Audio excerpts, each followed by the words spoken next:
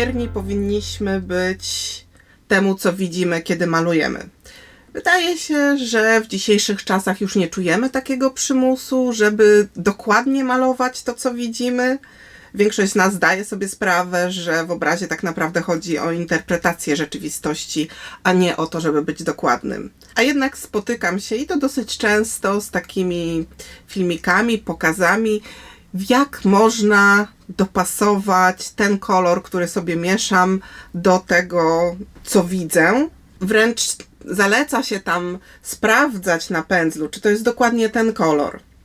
I o ile jest to fajne jako ćwiczenie, bo pomaga nam bardziej panować nad mieszaniem kolorów, jeżeli używamy mokrych mediów, o tyle przy samym malowaniu obrazów tak naprawdę nie ma aż takiego znaczenia, no chyba że ktoś chce być naprawdę hiperrealistą i wtedy chce, żeby te kolory były dokładnie takie same. Prawda jednak jest taka, że nie jesteśmy w stanie odtworzyć wszystkich kolorów, które są w rzeczywistości, dlatego że nasz zestaw kolorów, nasze farby są o wiele bardziej ograniczone. Każdy, kto kiedykolwiek próbował na obrazie namalować źródło światła, czy to lampę, czy to słońce, wie, jak bardzo frustrujące jest to, bo żadna z naszych farb nie jest aż tak jasna, nie ma w sobie tego żaru, co prawdziwe światło. Więc zawsze nasze możliwości kolorystyczne są bardziej zawężone w stosunku do tego, co widzimy. I zawsze musimy w jakiś sposób te kolory zmieniać. Ale wróćmy do tego trzymania się tej kolorystyki.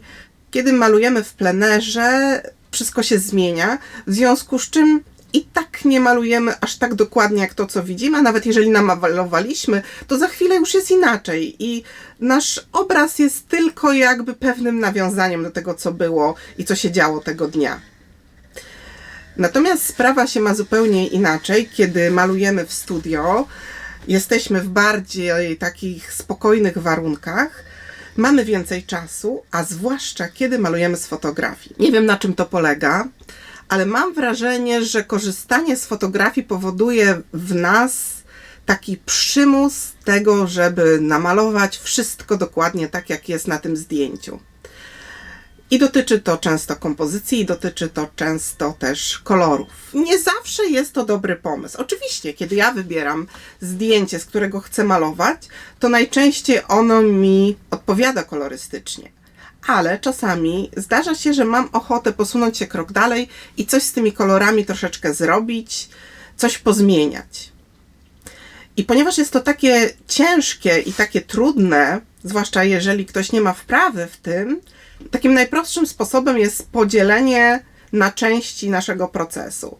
Normalnie, kiedy malujemy ze zdjęcia, z jednej strony mamy zdjęcie, a z drugiej strony to, co malujemy. Czyli jest to jeden tylko proces, patrzymy na zdjęcie, malujemy, już. Jeżeli podzielimy ten proces na dwie części, to zaczyna być nam łatwiej. I co nam dzieli ten proces? Chodzi mi o szkic. A więc najpierw na podstawie zdjęcia wykonujemy szkic, a potem na podstawie szkicu wykonujemy obraz.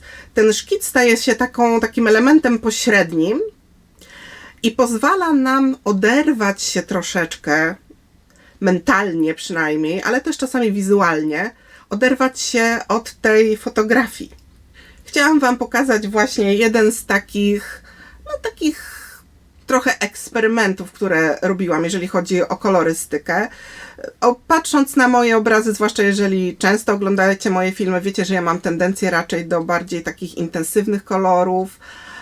Lubię różne kolory, lubię nasycone kolory, a kiedyś pomyślałam sobie, że wypróbuję coś troszeczkę jakby innego, dla mnie takiego bardziej wyciszonego. I postanowiłam zrobić szkic kwiatów. Do zrobienia tego szkicu wykorzystałam pisaki i kilka ograniczonych kolorów tych pisaków. Szkic jest czymś znacznie szybszym niż obraz.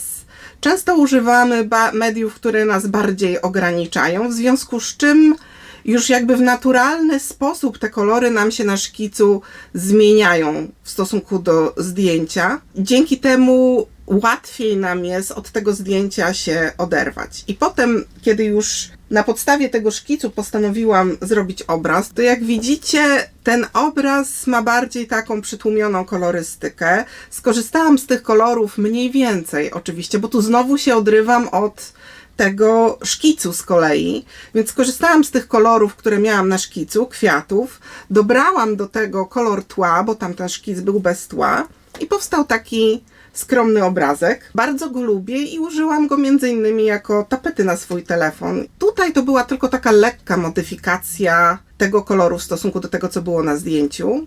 A dzisiaj posuniemy się o krok dalej i zrobimy większą jakby interpretację kolorystyczną. Dlatego dodamy jakby jeszcze jeden pośredni krok. Ja już wykonałam to ćwiczenie, więc pokażę Wam na początek, od czego zaczniemy. Zaczniemy już od szkicu. Ten szkic też powstał w jednym z filmików. Bardzo mi się podoba i jestem pewna, że też według tego szkicu namaluję obraz, bo bardzo mi się podoba kompozycja, kolorystyka całości tego oryginału. I na podstawie tego szkicu postanowiłam zrobić kilka wariantów kolorystycznych, ale nie tylko tak troszeczkę zmieniając kolory, ale czasami idąc znacznie dalej. Umieściłam to wszystko na jednej kartce, żeby było od razu widać, żeby mogła sobie to porównywać, jak będę szkicować. Zrobiłam 6 bardzo prostych konturem szkiców takich kompozycyjnych. One wszystkie są takie same. Chodziło mi o to, żeby te rysunki, ta kompozycja była jak najbardziej podobna na tych szkicach. Pierwszy szkic zrobiłam walorowy. Po co? Bo mówimy o kolorze, ja tutaj zaczynam od szkicu walorowego. Walor jest jakby taką podstawą, czymś, co leży pod kolorem w pewnym sensie.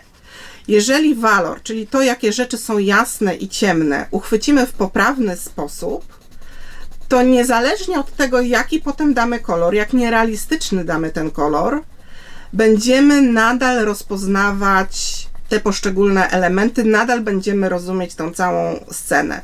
Wyobraźcie sobie, że na przykład gdybym nagle zamiast nieba, które zwykle jest dosyć jasne, przy słonecznej scenie dawała czarne niebo, to byśmy czuli, że coś jest bardzo nie tak w tym obrazie, albo bardzo ciemne takie, no nienaturalnie ciemne. Wszystko tutaj ładnie oświetlone, a niebo takie ciemne. Mielibyśmy takie poczucie dyskomfortu. To byłaby dla nas bardzo taka nierealna scena i taka sytuacja, która nigdy nie zajdzie. Natomiast jeżeli te jasne, ciemne elementy zmieniając kolor, ale nadal zachowujemy ich odpowiednią jasność i ciemność, to ciągle mamy wrażenie, że to przedstawia jakąś prawdziwą scenę. Nawet jeżeli te kolory odejdą od rzeczywistych. I dlatego zrobiłam ten szkic walorowy, używając tylko 4 walorów, żeby on był dla mnie takim wskaźnikiem, jak jasne i ciemne mogę mieć następne kolory. I zobaczycie, że robiłam sobie takie próbki kolorystyczne tych po 4 kolory do każdego z tych szkiców. 4 kolory, które mniej więcej odpowiadały moim 4 walorom, jeżeli chodzi o jasne, ciemne. A teraz zobaczcie, jak to wszystko wyglądało. W pierwszej kolejności zrobiłam sobie szkic walorowy, bardzo prosty. Podzieliłam tą scenkę na 4 walory. Najjaśniejszy to będzie moje niebo. Bardzo uproszczone. Oczywiście potem, jeżeli będę malowała obraz z tego, to zrobię tu jakieś przejście, ale na razie traktuję to jako całość. Może tutaj są takie chmury, więc dam je tym drugim co do jasności, tym, który oddaje ten jasny pasek tutaj. To jeszcze to zrobię. Drugim co do jasności jest właśnie ten jasny paseczek tutaj tego żółtego pola. Jak widzicie, w tym prostym szkicu pominęłam już te żółte drzewa, gdzieś tam oczywiście w obrazie wtedy też bym je oddawała. Trzeci walor to te drzewa na dalekim planie i też te pnie od sosen. I 4. walor, najciemniejszy, to mamy ten pierwszy plan, który jest tutaj w cieniu i tak samo tę koronę tych drzew. I teraz przy tych kolejnych wariantach kolorystycznych będę starała się zachować podobne relacje walorowe, co na tym moim szkicu. Nawet jeżeli zdarzy mi się troszeczkę przyciemnić to wszystko, to i tak, żeby te relacje, że to jest najjaśniejsze na całym obrazku, a to jest najciemniejsze, żeby ta relacja pozostała taka sama. I zobaczycie, że nawet jeżeli zmienię kolory, to dalej będziemy to czytać jako tego rodzaju pejzaż z drzewkami. On oczywiście tutaj już jest bardzo uproszczony w stosunku do tego, a ten jest uproszczony w stosunku do tego, co było na zdjęciu, ale na takie zobaczenie, jak to będzie wyglądać w różnych zestawieniach kolorystycznych, taka prościutka forma wystarczy. Nie tracę za dużo czasu, bo to jest proste. Nie poświęcam godzin na każdy z tych szkiców i będę w stanie się szybko zorientować, czy cokolwiek z tego mi będzie pasowało, a może nic mi nie będzie pasowało. Także teraz kwestia kolorów. Wezmę sobie kartkę najpierw, żeby zobaczyć też, jakie te moje kolory tutaj są. Będę używała pisaków, kredek. Medium jest tutaj dowolne, można użyć też akwarelki. Teraz muszę się zastanowić, jakie wariacje kolorystyczne chcę zrobić, taki temat przewodni kolorów każdego z tych obrazków. Do tego pierwszego chciałabym zrobić to w ten sposób, żeby cały obraz ocieplić. Albo w ogóle zrobię żółtawe niebo, albo użyję niebieskiego, ale bardziej takiego żółtawego. I tak samo chcę ocieplić wszystkie te zielenie, które tutaj mam. Sobie tutaj zrobię jeszcze takie zestawienie moich różnych walorów, żebym miała bardzo oczywiste rozwiązanie. Spróbujmy z tymi wariantami. Zaczynam od tego koloru, który mi najłatwiej, od tego najciemniejszego.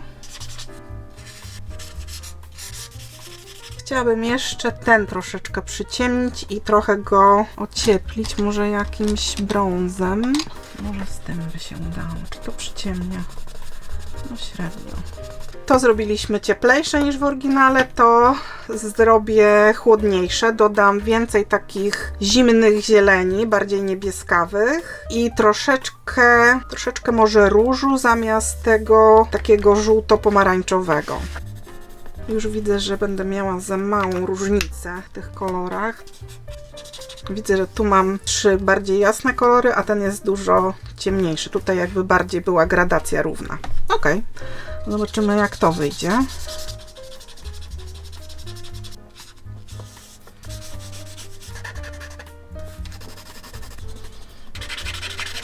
Teraz następne podejście. Mogę w tym momencie dać podobne kolory, co mam na moim oryginalnym szkicu, tylko zrobić je bardziej nasycone. I się okazuje, że nie mam bardzo nasyconych kolorów, bo zwykle wybieram takie bardziej stonowane. Kupiłam niedawno właśnie te pisaki akrylowe z Actiona i podobało mi się to, jak one pisały. Wszystko było fajnie, dopóki nie poleżały jakiś czas i o wiele trudniej je przywrócić do tego, żeby zaczęły znowu pisać, niż na przykład Poskę czy inne takie lepsze pisaki. To jest kredka Derwenta akwarelowa. Jak najpierw narysuję tą kredką, zrobię jakąś warstwę i potem tym akwarelowym pisakiem rozmarzę tą warstwę, to te dwa kolory mi się połączą i ten zielony będzie miał też troszeczkę tego niebieskiego w sobie. Więc to taki fajny zabieg, żeby uzyskać kolor, którego tak naprawdę nie mam.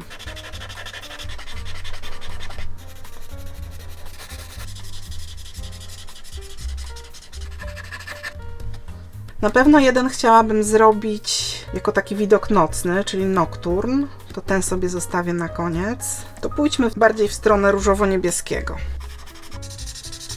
Nie do końca się dokładnie trzymam tego, co tu mam na czarno-biało. Te dwa są bardziej w stronę jasnego, te dwa są bardziej w stronę ciemnego. Nie mam takiego tutaj równego przejścia. Na razie zobaczę taki wariant. Jeżeli się okaże, że to źle wygląda, to będę musiała troszeczkę ten przyciemnić, a ewentualnie ten rozjaśnić. Ale myślę, że jeżeli bym ten przyciemniła, to wtedy pewnie by mi wyszło takie lepsze przejście.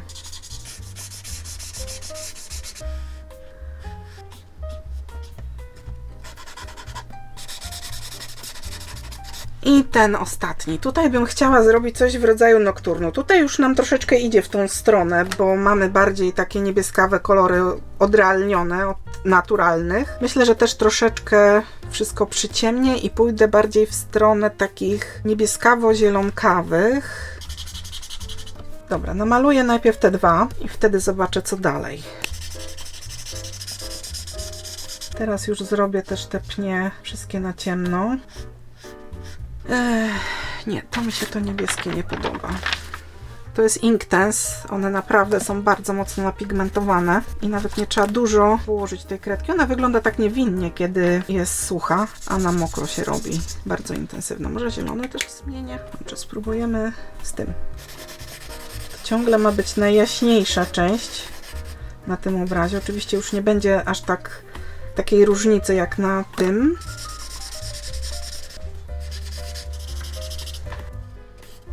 Teraz mam tak wstępnie zrobione różne warianty.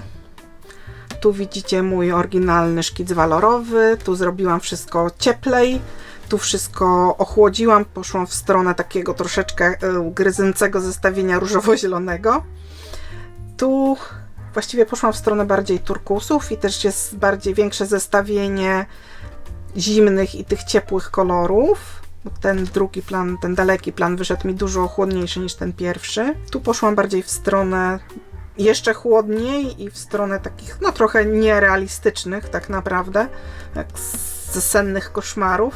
A tu w stronę tego nokturnu. I mogę jeszcze troszeczkę popracować nad tymi szkicami, jeszcze dodać kolejną warstwę. Już nie na wszystkich, bo na przykład ten w tym momencie na tyle mi się średnio podoba, że raczej nie będę go kontynuowała. I ten chyba raczej też nie. Może kiedyś spojrzę i stwierdzę, że coś innego spróbuję w takim zestawieniu.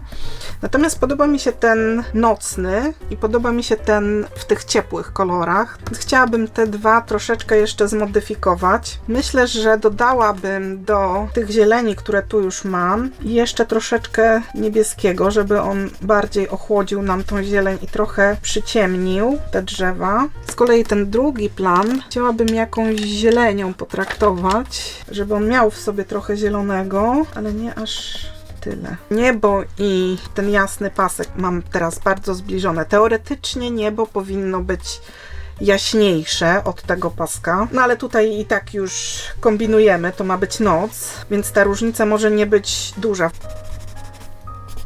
No, zaraz będę miała wszystko strasznie ciemne.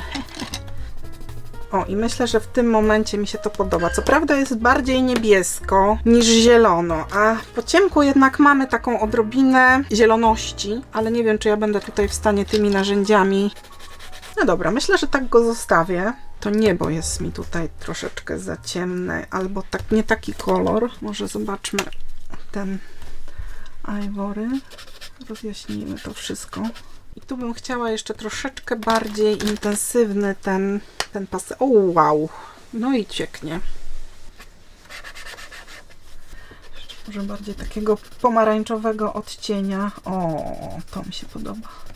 Tu jeszcze przyciemnię, pnie troszeczkę. Tutaj jeszcze mamy Inktense, też to ocieplę. Ten jest taki troszeczkę czerwonawy kolorek, ale ponieważ kładę go już na zielony, więc ociepla tą zieleń bardziej. Teraz, kiedy już te szkice mam skończone, patrząc na ten oryginalny szkic i patrząc na te pozostałe, jak widzieliście, najpierw zrobiłam bardzo prosto, czyli użyłam rzeczywiście, wybrałam po 4 kolory do każdego szkicu i po prostu poszczególne elementy szkicu pokryłam tym kolorem. A potem, kiedy już oceniłam, które z tych szkiców bardziej mi się podobają, to postanowiłam je, 2 z nich, te, które wybrałam, postanowiłam je troszeczkę jeszcze poprawić, troszeczkę zmodyfikować, no bo ten wstępny szkic jest tylko takim początkiem. Kiedy wybieram kolory, to mniej więcej tylko oceniam, jak one będą z sobą razem grały, jak będą do siebie pasowały. W momencie, kiedy już mam cały szkic namalowany, mogę stwierdzić, ok, to powinno być bardziej żółte, to powinno być bardziej niebieskie, mogę trochę zmodyfikować te kolory, dlatego, że potem będzie mi łatwiej korzystać z tego przy malowaniu. I jestem pewna, że wykonam co najmniej 2, a może nawet 3 prace. Na pewno chcę spróbować według tego oryginalnego szkicu jeden obraz i na pewno na początek spróbuję według tego w tych ciepłych kolorach. Powiedzmy, że one troszeczkę oddają jakby taki zachód słońca i troszeczkę, czy właściwie nie zachód słońca, taką złotą godzinę i takie jesienne barwy. Zresztą sama scena też była wykonana jesienią, zdjęcie, ale tutaj jakby to ciepło jesieni na tym szkicu jest jeszcze bardziej podkreślone, dlatego że na tym oryginalnym szkicu tutaj było sporo drzew iglastych. One wcale się specjalnie nie przebarwiają aż tak bardzo na jesieni, a tutaj jakby dodałam im troszeczkę takiego cieplejszego odcieniu. I na pewno chcę spróbować potem jeszcze tą scenę nocną, dlatego że bardzo trudno jest malować sceny nocne z natury albo ze zdjęć. Kiedy robimy zdjęcia, one są zwykle bardzo ciemne i kiedy próbowałam sceny nocne malować ze zdjęć, to wychodziło za ciemno tak naprawdę. Więc chcę spróbować w ten sposób, czyli przerobić scenę dzienną na scenę nocną i zobaczyć, co mi z tego wyjdzie.